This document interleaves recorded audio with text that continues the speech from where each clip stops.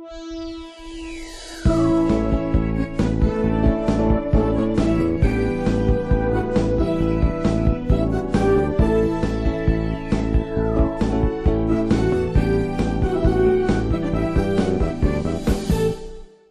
tarde, estamos em mais uma Ação e Reação, hoje terça-feira de calor na Baixada Santista, mas chuvosa, né? Dia 12, vai começar uma chuva, né? Dia 12 de fevereiro de 2019, para você que está fora de Santos, como a Dona Norma, um abraço na cidade maravilhosa do Rio de Janeiro, que continua sendo maravilhosa, mesmo com as subhabitações, com os problemas, fogo no Ninho do Urubu, fogo no Bangu, tiroteio, mas ainda continua sendo maravilhosa. Um abraço para a Dona Norma, para a doutora Jacirema também, que está vendo o programa de Jabuticabal, já mandou uma boa tarde aqui para os nossos convidados de hoje. Hoje eu recebo aqui com muita satisfação uma presença feminina, Débora Camilo, advogada muito conhecida aqui na região, membro da executiva do PSOL, tá vendo? Aqui nós trazemos várias vertentes, esquerda, direita, centro, aquele que fala tudo que a pessoa quer ouvir também, o vaselina, mas traz tudo aqui, entendeu? Aqui não tem esse problema não, aqui o programa não pode nem ser preto nem branco. E também é vice-presidente da Comissão da Igualdade Racial, lá com Rodrigo Julião, né? Então, da OAB. Então, vice-presidente da Igualdade Racial da OAB Santos, né? Também o jornalista conceituado aqui, Fernando de Maria, professor da Unisanta e também diretor do BOC News. BOC News, o fininho que satisfaz, né? Tá aqui, ó. E foi o que ele falou para mim. BOC News, tá aqui. Blocos na avenida, regras, blocos. Até o carnaval, dezenas de bandas levaram alegria e diversão nas ruas. Então. Mas tivemos a retirada de 6 blocos da programação carnavalesca. Decisão da Secretaria de Cultura, que acatou o pedido da Polícia Militar e Ministério Público. E isso provocou indignação e prejuízo das agremiações. Também, evidentemente, os caras vão lá, quebram tudo, né? Então, às vezes não é nem o diretor, mas saiu confusão, já viu, né? Então, a Polícia Militar, mas tem tanto bloco, que, lógico, tirando esses 6 blocos que vão ficar chateados, mas é bloco pra caramba. Tem dia que tem 2, 3 blocos, né? Aqui pra Débora Camilo. Esse aqui eu vou ficar comigo, né? Porque o nosso amigo Fernando de Maria já tem aqui. Mandar um abraço pro Chalub, pro Jairo da Belcampos, para toda a equipe do BOC News, né? Hoje nós temos aqui a pauta, né? Começar falando aqui do Ricardo Boechat, né? Jornalista que morre aos 66 anos de queda de helicóptero, né? Então morreu no início da tarde, ele que nasceu na Argentina, né? Caiu na Anhanguera e bateu na parte dianteira de um caminhão, né? E o piloto Ronaldo Quatruz também morreu. Mas o motorista do caminhão conseguiu salvar graças a uma mulher guerreira que foi lá, enquanto todo mundo queria fazer selfie, foto, ela foi lá, abriu a porta e conseguiu salvar o motorista, né? 49 anos de carreira, né? Globo, Jornal do Brasil, Estado de São Paulo, Jornal Dia do Rio de Janeiro, já tive todas essas redações aqui bacana, Jornal Dia lá no centro do Rio de Janeiro. De 1990 a 91 fez parte da equipe do Bom Dia Brasil, na TV Globo, coluna diária marcada com humor ácido e irreverente. Depois foi para a Globo e hoje era diretor de jornalismo da Band e teve passada pela SBT. Antes de pedir para o De Maria, né, enumerar as qualidades dele, eu achava que era uma coisa que ele fugia do tradicional, né? Porque a gente, como apresentador, tal, a gente não pode dar opinião. Se a Débora falar que é branco e o De Maria falar que é preto, vai ficar aqui o programa, né? A gente não pode dar opinião, né? E ele saía do convencional, né? E dava a sua opinião, né? Então, e até que era querido, né? Mesmo assim, dando as opiniões ácidas, tal, ele tentava não ferir ninguém, mas disse que a pessoa dele era uma pessoa muito legal, ajudava os outros, né? E quando ele passou um desses cargos aí na SBT e tal, ele foi tomar um café com o futuro apresentador, né? E o café começou às 9 horas do domingo e foi até às 5 da tarde, né? Então, é uma pessoa do bem, né? Realmente, talvez o melhor, um dos melhores jornalistas que nós tivemos aqui e vai fazer muita falta nesse momento do Brasil, não é isso? Sem dúvida, né? Sem dúvida, tá vindo para cá, estava vendo a entrevista na Rádio Bandeirantes, TV Bandeirantes, o Grupo Bandeirantes, né? Onde ele ganhou aí o maior tempo, a maior projeção nos últimos anos, obviamente, e a esposa dele comentando, e ele divulgava o celular dele no ar também, que você divulga também no ar, o celular dele particular. Não dá para comparar, né? A audiência que tem a Band Nacional, o número de pessoas que deve ligar para ele para pedir emprego. E ele atendia, ela falava que ele atendia, às vezes tentava arrumar uma situação melhor. Esse daí é um momento, às vezes, interessante, que ele fazia junto com o José Simão, Macaco Simão também, porque sempre irônico, sempre de uma maneira muito forte. A gente, Band News aqui da Baixada, a gente não tem acesso, mas, enfim, tanto no jornal da Band também, uma audiência qualificada, né? E foi uma perda irreparável aí nesse sentido, porque, que nem você falou, Filete, ele não tinha medo de assumir. Então é um papel, o verdadeiro papel do âncora, que nasce lá nos Estados Unidos, esse papel.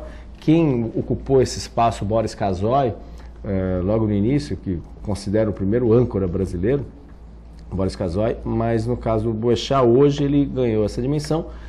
Também a gente tem que ressalvar que isso daí é dentro de uma emissora de televisão que permite isso daí. Nem todas as emissoras permitem esse tipo de posição do profissional dar a sua opinião efetivamente nesse sentido. Então, no caso, o Boechat tinha essa liberdade lá no Jornal da Band, enfim, nos demais veículos do grupo Bandeirantes, que tem uma tradição no jornalismo e, infelizmente, essa tragédia, né, que acometeu. E outra observação, que isso até usei em sala de aula, né, como hoje a gente vive nas redes sociais, né, antigamente, eu me lembro muito bem, quando eu trabalhava na Tribuna, história de um repórter fotográfico, uma vez o Mário Covas passou mal e o repórter fotográfico ficou naquele dilema, fotografava o Mário Covas ou ia ajudá-lo. No final ele acabou, obviamente, ajudando o então governador. Hoje, infelizmente, se a pessoa tiver uma situação complicada, como aconteceu, essa do caminhoneiro, muita gente filmando e só uma mulher efetivamente foi, e aí sim que outros acordaram para poder ajudar o caminhoneiro, né? Até pelo risco que poderia ter de explosão, né?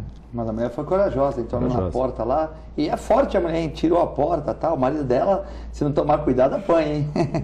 Brincadeiras à parte, Débora, Camilo, essa questão aí do Boechat, muita tristeza, né? Ontem nós demos uma notícia aqui, lógico que não em primeira mão, mas rápido, porque o Rick Santos, amigo de vocês lá do Santa Cecília e também da 102.1, passou a mensagem para mim aqui, né? E eu falei no ar, eu vou dar uma mensagem aqui, eu vi a mensagem e falei, eu acho que não é fake, porque o Rick não ia brincar com isso, que ele sabe que eu faço programa ao vivo aqui, né? E realmente era verdade, no intervalo, nós procuramos, né? Mas já tínhamos dado a notícia, até num risco, mas sabendo a fonte que veio, e depois até o doutor Cassiano se emocionou, né? E o pessoal aqui, Amanda, o Reale, a Thaís, a dona Joana, enfim, todo mundo estava aqui presente. A Gisele entrou aqui no estúdio, não na parte que nós estamos falando, mas ali porque ficou preocupado se ia tirar o professor Eu falei, não, vamos levar. E aí tinha umas perguntas para o Clemente, nós começamos a passar as perguntas para o Clemente e terminamos aqueles 10, 9 minutos finais com o Clemente, depois fizemos a despedida, né? Então realmente o Cassione, que muitas vezes foi entrevistado por ele, tinha uma amizade e tal, se emocionou no programa, mas na notícia é assim mesmo, a gente fica triste, mas não pode se furtar a dar, né? Com certeza.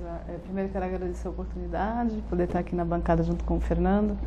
É uma perda irreparável mesmo, como foi colocado, independente das opiniões que ele pudesse dar, que agradasse lado A ou lado B.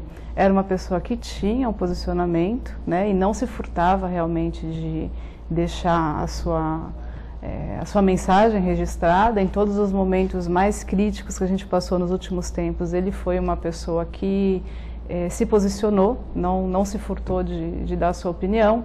Uma tragédia, né? Uma morte assim horrível, né? De se imaginar.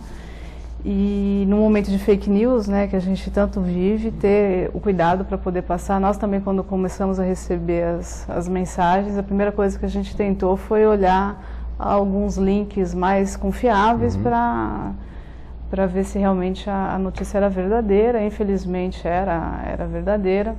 E isso que vocês colocaram, né, essa capacidade que algumas pessoas têm de, ao ver alguém precisando de ajuda, ao invés de ajudar, ficar filmando para poder registrar aquele momento, é triste. E isso a gente vê em várias oportunidades.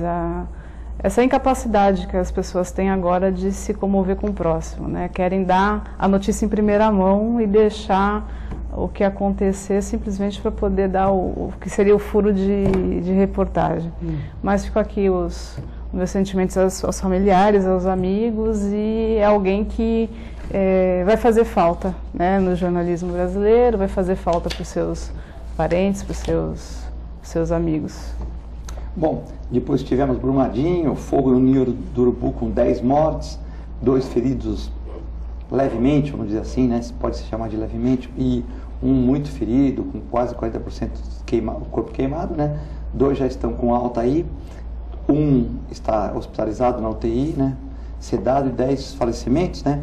Mais um incêndio no futebol carioca, na tarde de segunda-feira. Após o treino da manhã, os jogadores do Bangu descansavam no alojamento do CDA, Comissão de Desportos Aeronáutica, né? Bangu, agora não tem mais o Castor, não tem aquela, né? Não tem um estádio próprio, quer dizer, até tem, mas não tem um local para treinar como o Flamengo. Mas se vira aí, estava na Comissão de Desportos Aeronáutica, localizado no Campo dos Afonsos, na zona oeste do Rio de Janeiro, quando o quarto começou a pegar fogo. 2 atletas foram encaminhados ao Hospital da Aeronáutica, um deles recebeu alta no início da noite, e o outro vai recuperar, segundo informações, mas também inalou muito monóxido, tal, enfim.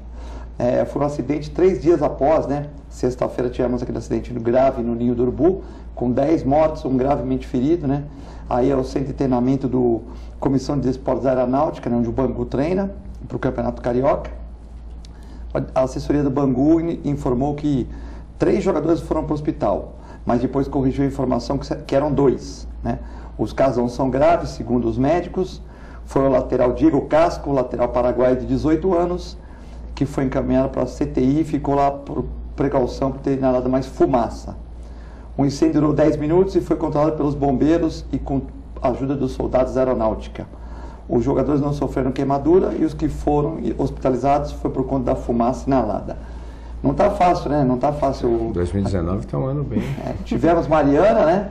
Mal se livramos de Mariana desse ano. Tivemos Brumadinho, que é pior, né?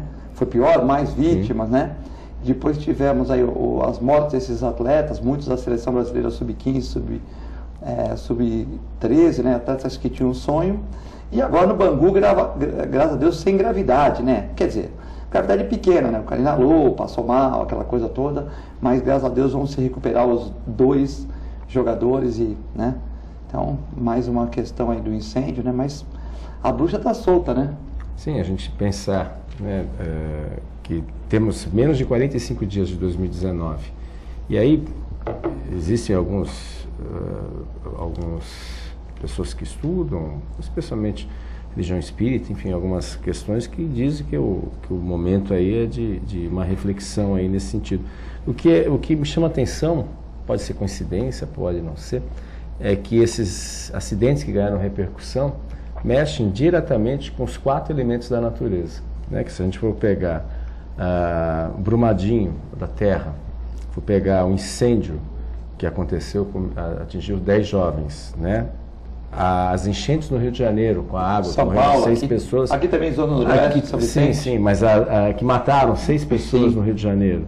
E agora esse acidente com o Boechat do ar, né? Então, se você for pensar, água, ar, terra, fogo, se tem alguma relação, eu não sei, mas é muito curioso isso, em tão pouco tempo, o Brasil receber tanta coisa, em um espaço curtíssimo de tempo. Até ontem de manhã, no comentário do Boechat, ele comentou dessas tragédias, e depois, quem diria que horas depois ele seria vítima de uma outra tragédia, né? Mas assim. A gente pensa que a vida da gente que é corrida, né? Por exemplo, põe roupa branca, põe essa roupa, depois põe roupa branca de novo, depois vai para dar aula, outra roupa, academia.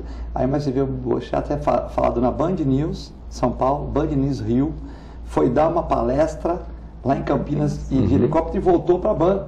Ou seja, contrataram ela, né, uma palestra dele lá, né? Deve ter sido, ou ele fez graciosamente, ou também é o trabalho dele, né? Ele pegou um helicóptero contratado e foi. Aí é no Cristo Redentor. Não, é no Cristo Redentor, ele levando a bandeira da Band, né? Entendeu? Então você vê, foi dar uma palestra em Campinas, ministrou a palestra tipo 1 hora, 50 minutos, estava voltando para a Band. Você vê que a vida, né, como a gente, às vezes o pessoal fala, eu trabalho muito, mas as pessoas também trabalham bastante, né, não é só nisso, celular tocando, WhatsApp que não deve parar o dele, né, com muitas informações e tal, e às vezes até gente reclamando de algum comentário, né, porque o político às vezes ele não faz nada, mas quando você fala nele, ele reclama pra caramba. Eles não fazem audiência pública, aí descobrem que tem uma cava, pô, eles reclamam pra caramba, tá? Mas às vezes também não é culpa do político, às vezes é escondido, né, que fazem. Licença de 2005, faz a coisa de 2018 e tal, né? Aí é aquela questão, e aí às vezes quando você fala alguma coisa, alguém fala, eles não gostam, né? Aí imagens dele. Pode começar, Débora. Sobre essa questão, né, de todas essas tragédias que não foram acidentes, como Brumadinho, como Mariana, que eu falo e afirmo que foi crime, né? Porque você tinha ali todas as condições dos espaços, já sabido a forma que aquelas estruturas estavam. Então, até agora 165 mortes, né, em Brumadinho confirmadas, tem 155 desaparecidos ainda. Provavelmente. Provavelmente. Então, o número foi um crime ambiental e um crime humano. Né? Então, nós perdemos aí vidas de pessoas que provavelmente vão ficar sem seus danos. E um crime animal também, né? Porque matou fauna, flora, matou tudo, né? É mais um rio morto, né? E provavelmente os familiares dessas pessoas vão ficar sem nenhum tipo de reparação, como já aconteceu em Mariana, né? Até hoje se arrasta 3 anos. E apesar de ser espírita e também acreditar que algumas coisas, as coisas não são por acaso, tem uma questão aqui que é pontual, que é a questão do capitalismo, né? Essa questão de você ter lucro acima da vida. Então, e tudo isso, com exceção do acidente do Bechá, a gente tem Brumadinho, Mariana, no Flamengo, os meninos estavam dentro de containers, né? O Bechá também um pouquinho, né? Porque avião, você tem um avião... O avião, ele era não de 75, não, né? Não, mas até aí o pessoal da aeronáutica falou que tudo bem, que se você vai trocando as peças, tudo bem. É como se você tiver um carro de 30 anos, chapa preta, e você trocar as peças, tudo bem. O problema maior foi que ele não era permitido para transporte de pessoas, né? Então poderia ter alguma norma. Ele não era para transporte de pessoas, sim, cargas, outras atividades, né? Tudo bem, mas deve ter uma normativa para isso, né? Então a gente vê que é o lucro em todos esses acidentes e crimes, né? Que estava ali acima das vidas que foram perdidas. Então a gente tem 2019 que está começando e que a gente não sabe como que vai terminar, o que nos espera. Eu espero muito que a gente não tenha aí tragédias tão grandes quanto essas e a gente consiga, de alguma forma, acalmar os corações e conseguir que coisas boas aconteçam também, né? E fora também a questão do Bolsonaro, né? Que, por exemplo, gostando ou não gostando dele, mas, ninguém merece tomar uma facada, né? E passar por cirurgias e depois debridamento. Outro dia eu vi um repórter de uma TV grande aí, né? Falou na rádio que o Bolsonaro... Não, foi até o ex-vereador de Santos, mas eu não vou citar o nome porque, né?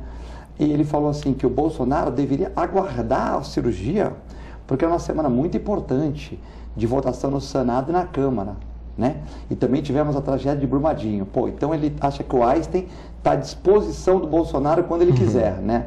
Então, o cara tem uma cirurgia marcada, a mulher dele trabalha, vai para São Paulo, filhos, tal. Não dá, né, meu? Agora desmarcar porque tem uma votação no Senado, ele tem gente lá para ver isso para ele, né? Aí falou numa rádio, eu falei, mas como assim? Não, porque não é uma cirurgia tão importante, é médico, inclusive, não é uma cirurgia tão importante. Não é uma cirurgia tão importante, tu tá com uma bolsa de colostomia lá, tu vai num lugar, tu fica daqui a 1 hora, você fica com cheiro de, né?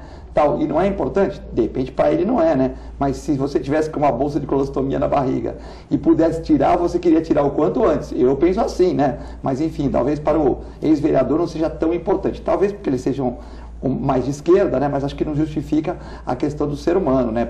Falar que ele tinha que ter adiado a cirurgia porque a votação no Senado, não dá, né? E na posição enquanto presidente, dificilmente você vai ter um momento tranquilo na vida para poder parar, sim, né? Sim. Independente de bandeira ideológica, enfim, de opção, como ser humano é coisa. Eu tenho algumas informações, é claro que isso não vaza, mas informações de profissionais lá do Einstein, na realidade houve um momento bem crítico e preocupante da situação de saúde do presidente. Realmente houve, agora a situação começa realmente a ser revertida, mas o corpo médico, clínico, ficou muito preocupado com a situação, até porque já era para ter saído do hospital, ele ainda saiu agora da unidade semi-intensiva. Era para sair segunda-feira, né, agora? Exatamente, da unidade semi-intensiva, agora foi para um quarto, agora começa-se, ele está respondendo, né? Positivamente, que aí já se imagina o cenário que poderia ser, tem aquelas comparações com Tancredo, tudo, mas na prática, nos bastidores, é que isso não vazou, mas nos bastidores ocorreram vários momentos preocupantes. Teve uma pneumonia, teve febre, né? Quer dizer, o negócio não foi só, tanto é que até maquiagem tiveram que fazer para ele aparecer nos vídeos. O negócio nos bastidores, que assim, a situação foi realmente muito complexa, muito preocupante. Hoje o cenário está melhorando, quer dizer, isso é um ponto positivo. Durou mais do que o previsto, né? 3 horas, né? Muito mais, sim, porque é uma caixinha de surpresa, né? Então... Porque a primeira cirurgia que ele fez lá em Juiz de Fora foi de emergência, né? E de emergência é que ele deixa que eu deixo, né? O cara tem que salvar, né? Então, tem fezes para fora da cavidade, é complexo o negócio. Você tem que cortar um pedaço de intestino, fazer 2 suturas para você, uma ser invagina e outra se fecha. Então, não é fácil, é uma coisa difícil mesmo, né? E depois, infecção, né? A infecção, porque a faca, as fezes que saem na cavidade, então, um risco altíssimo de pneumonia, né? Toma antibióticos muito fortes e tal. Aí, você tem que fazer a outra cirurgia para debridar aquilo que, né, ficou talvez naquela correria, que os médicos salvaram ele, mas correria debridou. Depois fez a outra para tirar a bolsa. Não é fácil, né? Tantas cirurgias, tantos antibióticos, em tão pouco tempo, com tanta responsabilidade, tanto estresse, né? Toma posse, segurança, o filho dele atrás do carro, porque estava com medo de tomar um tiro, o filho se prontificou. Então é meio complexo a coisa, né? Ele não tem uma vida tão tranquila assim para poder não ter essas baixas de resistência e desses problemas, né? É o que houve com o Bolsonaro, né? Eu falo, apesar de nós estarmos em lados opostos, muitas vezes lutando contra o que é propagado pelo governo, o que houve com o Bolsonaro foi um atentado à democracia. Isso a gente não abre mão de afirmar isso, porque num país que se diz democrático, alguém que é candidato a presidente sofre e isso não tem condições. E não dá para você torcer para que algo ocorra. Hoje, querendo ou não, ele é o presidente. Eu costumo dizer, eu não tenho como torcer para que ele consiga implementar tudo, porque torcer para implementar tudo é ir contra aquilo que nós acreditamos, que a gente acha que é prejudicial ao povo brasileiro, mas eu torço para que as coisas se encaminhem da melhor forma, né? Não sendo favorável, a gente vai estar fazendo as lutas como a gente sempre soube. Mas a gente não vai torcer para que algo desse tipo ocorra, um crime seja cometido. Então a gente não compactua com isso. Então torço para que ele se restabeleça, né, que tenha a sua saúde restabelecida, porque tem muita coisa para ser tocada. A gente precisa equilibrar um pouquinho mais o nosso país. Né? Débora, até aproveitando, o presidente, inclusive, ele associou, acho que é importante, você, como é do PSOL, foi candidata à Prefeitura de Santos pelo partido. Como é que o partido fez a nota, tá? Mas é claro que no vídeo não tem a resposta do partido, né? Porque é como se o cara torce para determinado time, foi lá, tentou matar alguém, a culpa é do clube, quer dizer, não tem nada a ver.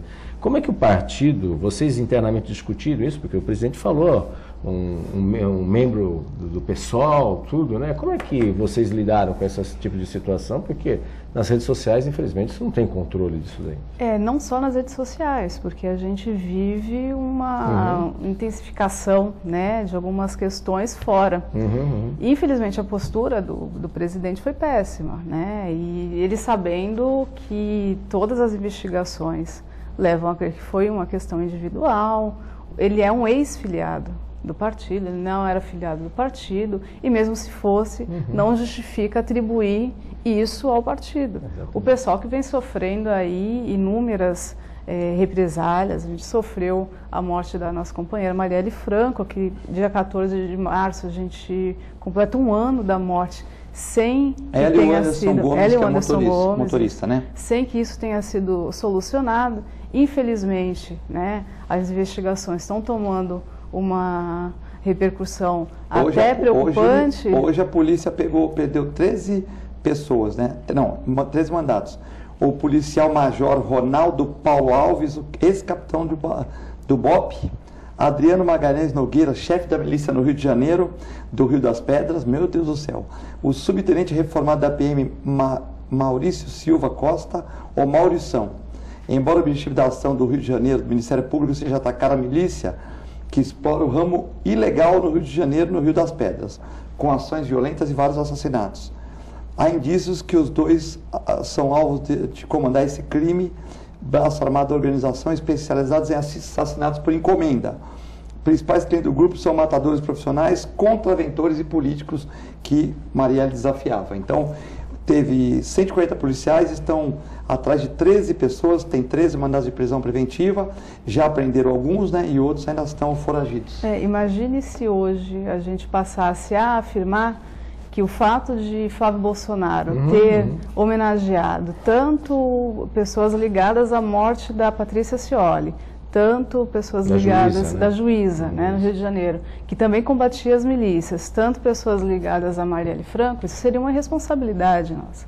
Por mais que as investigações apontem uma proximidade, a gente não pode dizer que ele foi o autor ou a família foi o autor. Eu sei, não é porque, que tem uma militar, proximidade. Porque ele também já está na reserva também, e também não quer dizer que ele esteja responsável por essas milícias do Rio, mas tem a proximidade da farda. Mas, é claro, né, que a gente cobra uma postura de alguém como o Flávio Bolsonaro, que já era parlamentar, né, hoje é senador, mas já é parlamentar, que no momento onde você tem investigações, onde militares são apontados enquanto autores de determinados crimes, ele vai lá e faz uma homenagem para eles. Então, não só isso, parentes também. Parentes que eram, que foram nomeados dentro do seu gabinete. Então, a gente também é aquele cara que é o maior vendedor de carro do mundo. Ele está em Brasília. Quer dizer, será que ele já foi algum dia para Brasília? Vamos ver, né? Ele não deve ter ido. Mas esse aí consegue fazer fortuna com carro usado. Ele está em Brasília e vende 1 milhão de carros de lucro em 6 meses. Pô, isso aí os compradores são sempre os mesmos. Eu vou falar com o vendedor de carro aqui de Santos, né? Se ele consegue vender em 6 meses 1 milhão de carros, de repente até o cara consegue, né? O cara tá às vezes na BMW, na Mercedes, vende 3, 4 carros, tudo bem. Mas 1 milhão de lucro, e você lá em Brasília, ou ele não ia para Brasília, ganhava o dinheiro aqui e dividia. É uma questão que a gente tem que enfrentar, né? Porque não pode só ser para um, bonzinho para um, então nada, o Bolsonaro tá fora, mas o filho dele tem essa questão. Tem muita coisa a explicar. Tem muita coisa para explicar. Quem sabe uma prática também meio cultural, não deveria ser, né? Mas se você pegar várias assembleias, enfim, existe isso muito, né? Dessa divisão de salário. O cara tem 32 cargos, um deputado federal, aí põe 5, 6 para trabalhar, né? Mas alguém exagero, né? Mas o resto é tudo no deixa que eu deixo, né? Eu deixa que eu deixo. A gente sabe que tem muito disso, né? Mas alguém que prega a honestidade, né? E durante toda a campanha, não, que nós somos honestos porque os outros são desonestos, tal. E quando você olha, praticamente toda a vida, a carreira política foi baseada na desonestidade, então aí você, não, o que é? Foi fake news desde o início, né? Infelizmente. E a gente não torce por isso, porque é a política brasileira que vai ficando manchada cada vez mais. Isso vai criando uma descredibilidade da população em relação aos políticos que nos atinge, porque vão dizer, são todos iguais, não adianta porque nada muda, todo mundo quer estar ali para poder ter uma oportunidade para também levar vantagem. Quinta-feira faz 11 meses da morte da Marielle sem esclarecimento e faz um tempinho já do Bolsonaro também que ninguém esclareceu nada, né? Bom, você está vendo o programa ao vivo agora, início às 1h15, reprise às 23 horas e uma segunda reprise aqui para você que é madrugador, né? E que é a 1h da manhã de terça para quarta, né? Depois que o Santos tiver ganho aquele jogo lá, que é só por internet e tal, você põe a nossa reprise aqui às 11 horas ou 1h da manhã. Se você quiser participar hoje, nesse programa ao vivo, mandando mensagem para Débora Camilo, advogada, executiva municipal do PSOL, vice-presidente da Igualdade Racial da OAB, ou para o Fernando de Maria, jornalista, professor da Unisanta, diretor do BOC News, que nós já anunciamos aqui no começo do programa, aí o zap 13 para quem está fora de Santos, 99711 5545. O intervalo é muito rápido, já voltamos.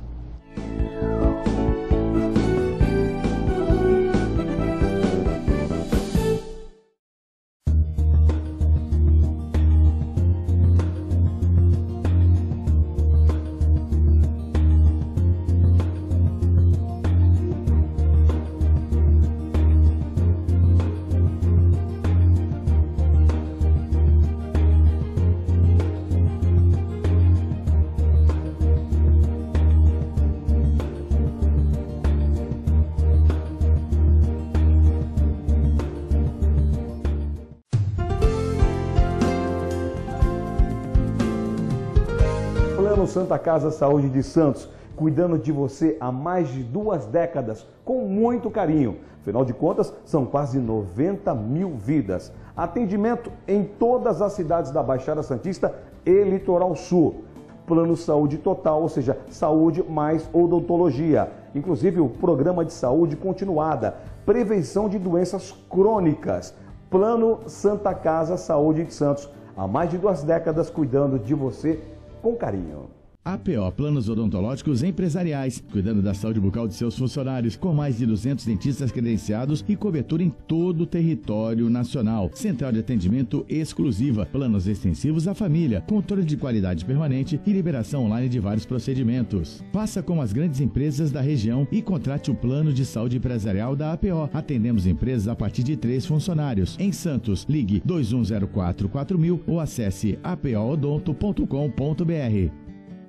A Clínica Multiimagem é especializada em exames de radiologia e diagnóstico por imagem, investindo continuamente em tecnologia e trazendo constantes inovações para proporcionar à comunidade médica e seus pacientes diagnósticos ainda mais precisos. Sua nova e moderna estrutura, aliada à tecnologia de ponta, juntamente com o corpo clínico especializado, tornam a Clínica Multiimagem um dos centros de diagnósticos por imagem mais avançado do estado de São Paulo. Entre em contato pelo telefone 3202-1250.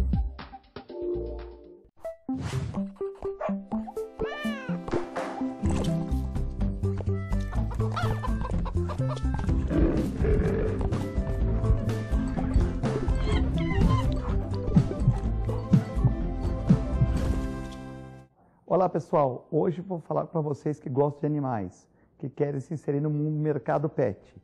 Curso de auxiliar de veterinário da Clínica Filete. Aulas noturnas, terças e quintas, das 20 às 21h30. Salas climatizadas, totalmente apostilado. Maiores informações pelo telefone 3227-5770 ou pelo e-mail filete, com 2 t's, @filetenovamente.com.br.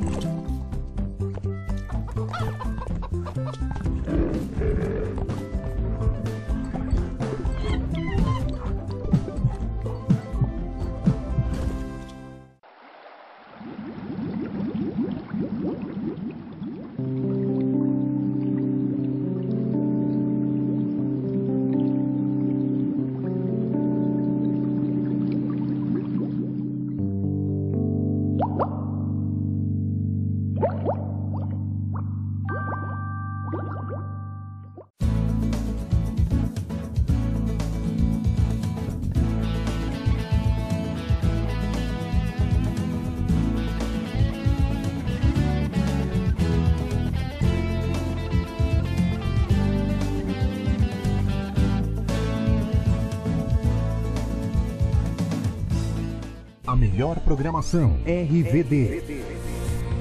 Mande a sua mensagem para o nosso WhatsApp 13 997 72 8946. Peça sua música, mande seu recado e concorra a muitos prêmios. Rádio RVD, música e esporte para você.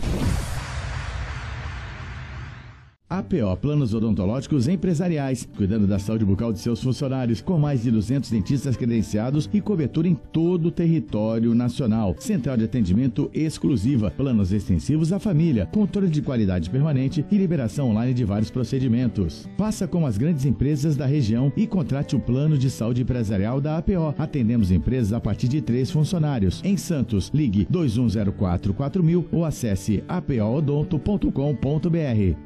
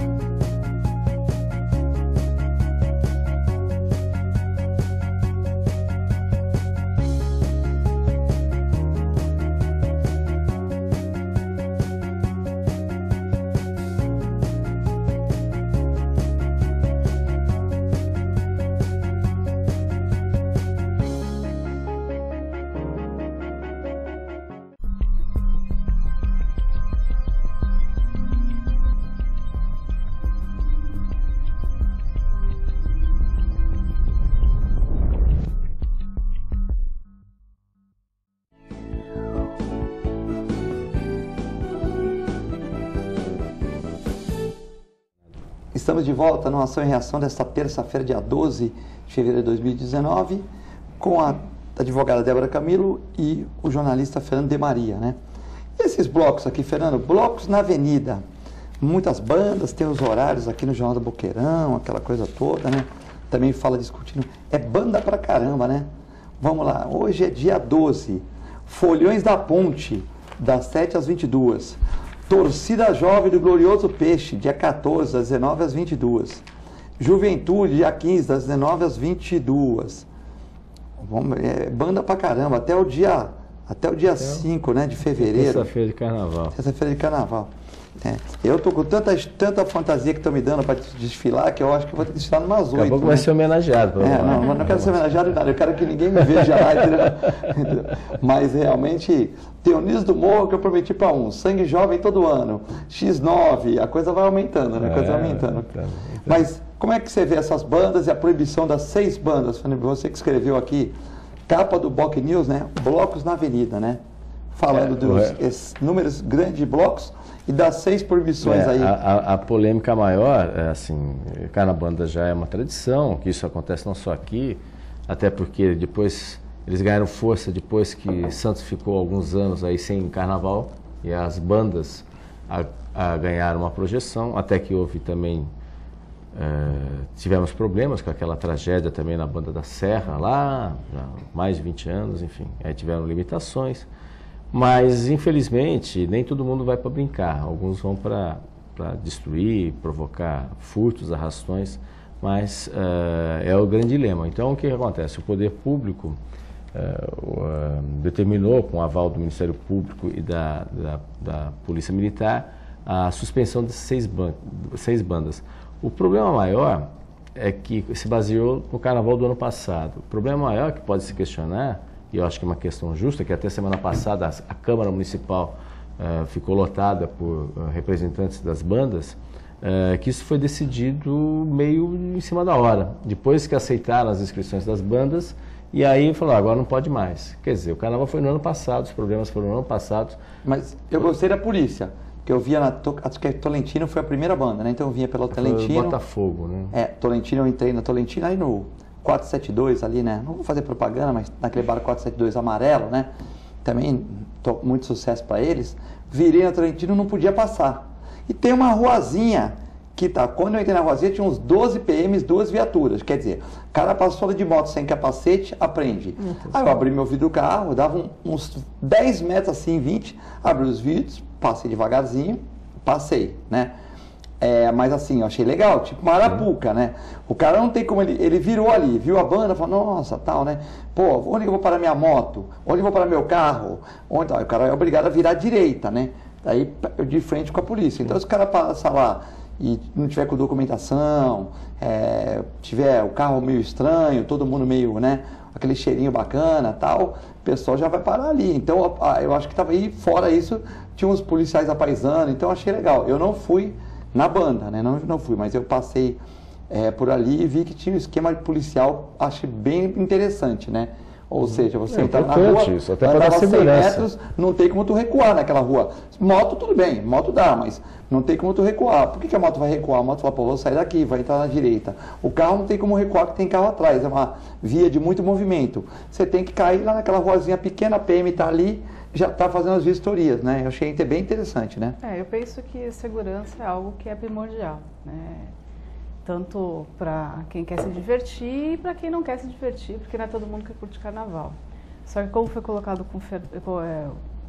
colocado pelo Fernando, essa questão de simplesmente você mudar a regra, né? Enquanto o jogo já iniciou, você pega as agremiações de surpresa. E você tem pessoas que já venderam as camisetas durante alguns meses, as pessoas que se dedicaram, e a gente sabe que as pessoas têm uma paixão pelo carnaval e se dedicaram. Sim, mas... E fora as pessoas que ficaram fora do sorteio, porque esse ano, como tinha um número grande de agremiações, foi preciso fazer um sorteio. E quem ficou do lado de fora e sem essas 6 hoje, poderia, se essa regra já valesse desde o início, estar participando.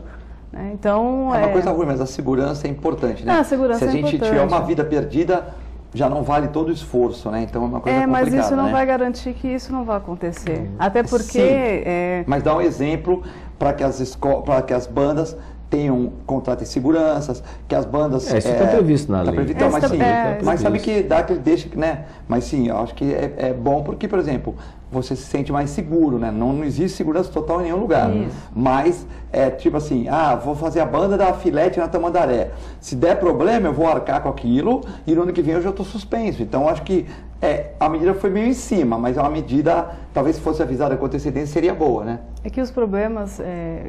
Eu penso assim, se foi detectado que a confusão surge por conta da direção que incitou aquilo, ou entre as pessoas que estão ali, que são responsáveis, eu acho que se cabe você responsabilizar, ou se ela não cumpriu as regras que a lei determina, você ter lá, acho que 10% do número de seguranças do número estimado dos foliões. Mas se não é isso, porque a gente sabe que tem gente que não vai para brincar, que vai para arrumar confusão. E vamos supor, você monta uma banda e por algum motivo eu não vou com a sua cara e resolve ir lá tumultuar para fazer que no ano seguinte você já não tenha. Um celularzinho e tal, né? Isso pode acontecer. Isso pode, então, e acontece. Vai em outras bandas só para falar, a minha já que não vai sair, vou prejudicar do outro. A única coisa que, assim, o que também preocupa é as coisas começarem de uma forma que no final a gente acaba sem carnaval novamente. Exatamente. E a gente sabe que é um período onde as pessoas querem se divertir, querem estar com a família, querem poder extravasar um pouco nesse período, então a gente tem que criar formas de fazer com que diminua o máximo, conscientizar, né? É preciso conscientizar e ao longo do ano ir fazendo campanhas para que vire um hábito, não alguns meses antes do carnaval e tentar criar regras que as pessoas acabam não entendendo. Eu assim, fico vendo essa questão do desarmamento, né, Débora? Eu sou contra o armamento, mas eu sou contra desde que as regras sejam alteradas. O cara pegou com uma arma na rua, 10 anos de cana. 10 anos, igual na China, esquece. Não tá 10 anos, querido, devolve, todo mundo devolve. Pegou o cara de bicicletinha, 10 anos de cana. Fora o que ele fizer, esses 10 anos não tem nem julgamento. Aí, provou, fotografou, aí beleza. Agora, também pode ter algumas práticas ilegais, né, dizer que a pessoa estava com arma, enfim. Mas assim, agora... também é complicado, porque desarmaram todo mundo e só os meliantes têm arma e às vezes eles se infiltram nessas bandas, né, para roubar um celular. Tivemos aquele problema do Supercentro e além do problema do Supercentro, nós temos agora o Supercentro Boqueirão, que vai fechar mais cedo, né, em virtude de que teve aquele pessoal que se mistura, não são só universitários não, é universitário com aquele que vai paquerar a menina, com aquela menina que vai paquerar o carinha, com meia dúzia de bandido, com traficante, junta tudo ali, né, porque não vai dizer que é só universitário ali, que não é, né, o cara vai de chinelo de dedo, boné para trás sem camisa, o cara não pode estar na faculdade, né, não vai estar, então fica tranquilo, não é assim também. Então, vai de skate, não funciona, não é todo mundo que estava na faculdade. E aí você vê, o Supercentro do Boqueirão tem que mudar o horário, né, matéria da semana, mudar o horário, porque eles foram lá, bagunçaram o banheiro todo, os seguranças, logicamente, falaram, chegaram lá e eles ainda agrediram o segurança, quer dizer, é um absurdo, né? Eu concordo plenamente que a gente precisa ter regras para que uma sociedade funcione da forma mais harmoniosa. Armar cidadão, né, permitir que o cidadão ande armado, não é a forma de fazer com que a gente tenha menos violência. Era só o porte domiciliar, no caso. Acho que nem isso, porque se a gente já vê algumas questões, né, que extrapolam tanto com profissionais, né, como policiais, porque já não, eles que têm toda como fala, eles foram treinados para isso, têm a consciência de como agir em determinadas ocasiões, muitas vezes já saem do padrão e causam excessos, ou são vítimas, né? Quantos policiais que durante um assalto têm sua arma furtada, roubada. Então, você armar o cidadão não vai fazer com que a violência diminua. Você tem que criar um sistema dentro da sociedade que faça com que a nossa sociedade seja menos violenta. E isso vai desde você diminuir as desigualdades, criar políticas públicas que deem acesso para a maioria das pessoas. Investir em educação. Investir em educação. É o caminho contrário. Vários países já fazem o debate do desarmamento e a gente está voltando atrás para algo que já era um avanço. A gente precisaria aprimorar. Não tem como você aceitar com que pessoas estejam armadas para praticar crimes. Então você precisa criar regras que realmente façam com que isso valha. Mas em contrapartida a gente precisa ter políticas que diminuam as desigualdades e diminuam as violências, né? Os locais com menos desigualdade são locais com menos violência. Isso já é tido como certo mesmo. Você falou em desigualdade, você é membro da OAB também, na questão de igualdade racial. A gente teve um episódio que ganhou projeção na mídia, né, de uma jovem estudante, acho que de Guarujá, que ela toda contente, que passou na universidade, ganhou bolsa, e obviamente foi mais uma vítima de... Como que funciona? Como a OAB como que aumentando o número de casos de denúncias chegam até vocês em relação... Dá para fazer um paralelo de racismo, usando principalmente as redes sociais ou outras formas também? Como é que funciona isso? Como vocês têm acompanhado isso? O clamor que aconteceu nas eleições, isso de certa forma contribuiu para aumentar esse tipo de situação, o reflexo disso daí? A gente já vê algo mais externalizado desde 2013, na verdade. Em 2014, por conta daquela questão do segundo turno, muita coisa aflorou. E as pessoas começam a confundir o que é liberdade de expressão com preconceito, né? As pessoas simplesmente externam seu preconceito dizendo que é liberdade de expressão. Não, é crime. Você ser racista é crime, xenofóbico, LGBTfóbico, é crime. Essa menina só estava comemorando que ela entrou na faculdade e começaram a colocar... Alguns colocaram coisas legais. É só a gente ver o que aconteceu com as vítimas de Brumadinho. De Brumadinho não, do Flamengo. Né? Olha o absurdo que é uma tragédia daquela e as pessoas fazendo piada em cima, com conotação racial em cima daquela tragédia. Absurdo. Né? Isso é crime. E de um tempo para cá, as pessoas têm percebido e têm tomado consciência dos seus direitos. Algumas deixaram de lado os deveres, mas as pessoas, por ter consciência maior dos seus direitos, têm procurado.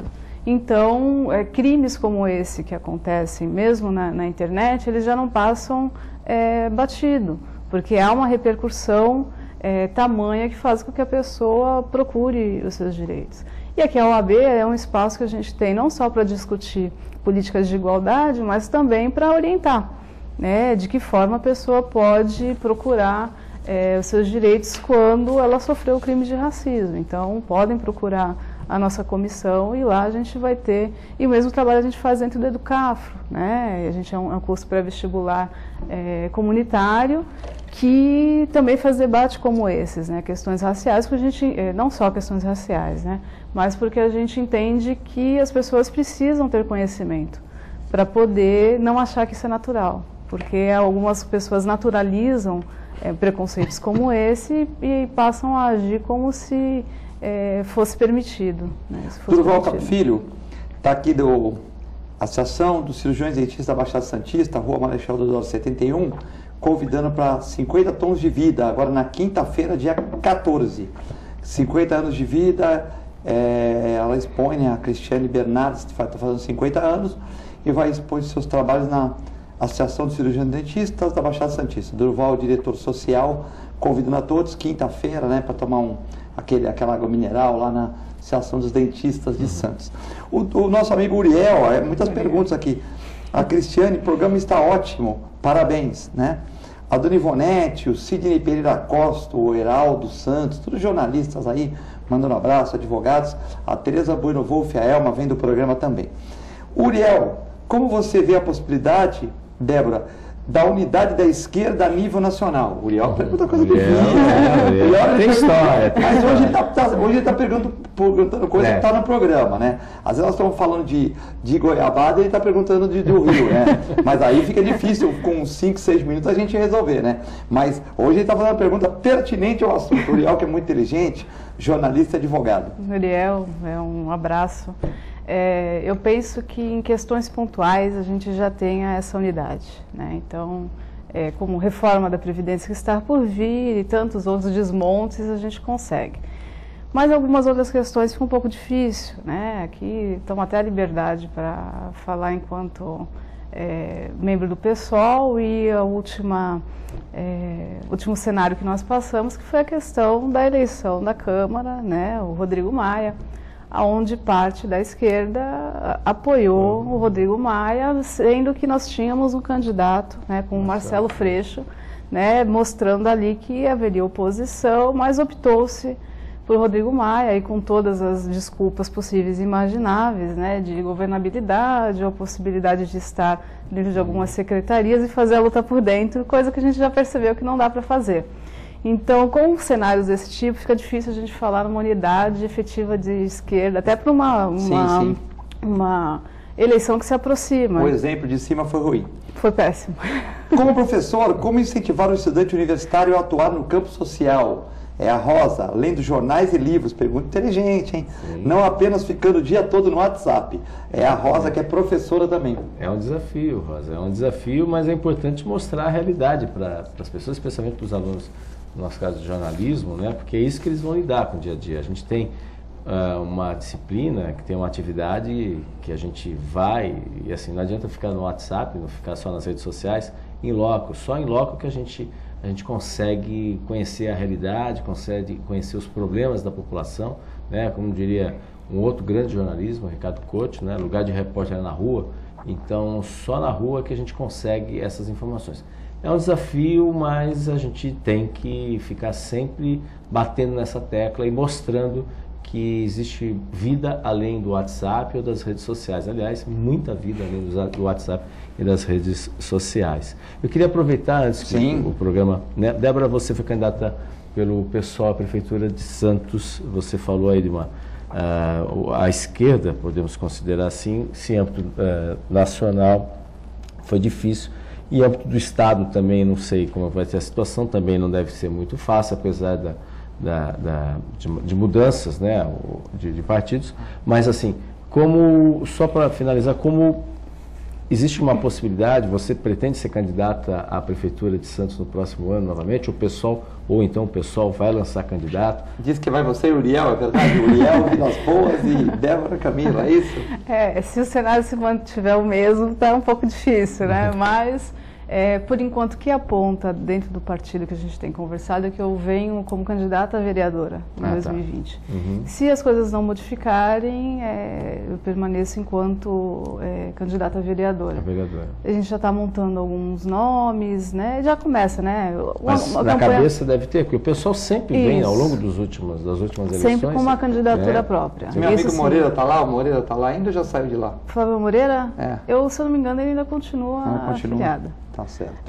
Então, mas com candidatura própria. Né? Mas ainda o executivo também, não sendo você, caso não seja, pelo menos, mas tem um nome no executivo, como sempre teve desde, acho que desde... É uma característica 2002, né? Acho que o pessoal... Isso. Desde 2002... Aqui em Santos, a nossa primeira campanha foi 2008, né? 2008, depois 2012, a Eneida novamente, eu saí em 2016. Então, a psicóloga Dalgisa, parabéns pelo programa. Gostei muito da sua camisa rosa, é a cor que eu mais adoro. Muito obrigado. Gosto muito da participação da Débora e também do professor.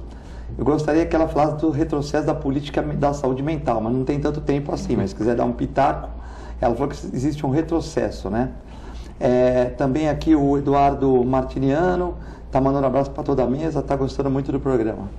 Essa questão da saúde mental, Santos que é referência, né, no governo da ex-prefeita Thelma, a questão do Anchieta, e hoje, né, a gente se depara com declarações como o eletrochoque retornar enquanto tratamento para pacientes que se deparam com problemas mentais. Então, é um retrocesso em o método brilhante Ustra, esse? Que infelizmente, é livro de cabeceira de algumas pessoas. Então, a gente precisa repensar muito isso, que tipo de política a gente quer, né? Quando a gente vê um ministro do meio ambiente falar que pouco importa quem foi Chico Mendes, Roda Viva, falar em eletrochoque para se fazer um tratamento para pessoas com problemas mentais é algo que a gente tem que ficar aterrorizado.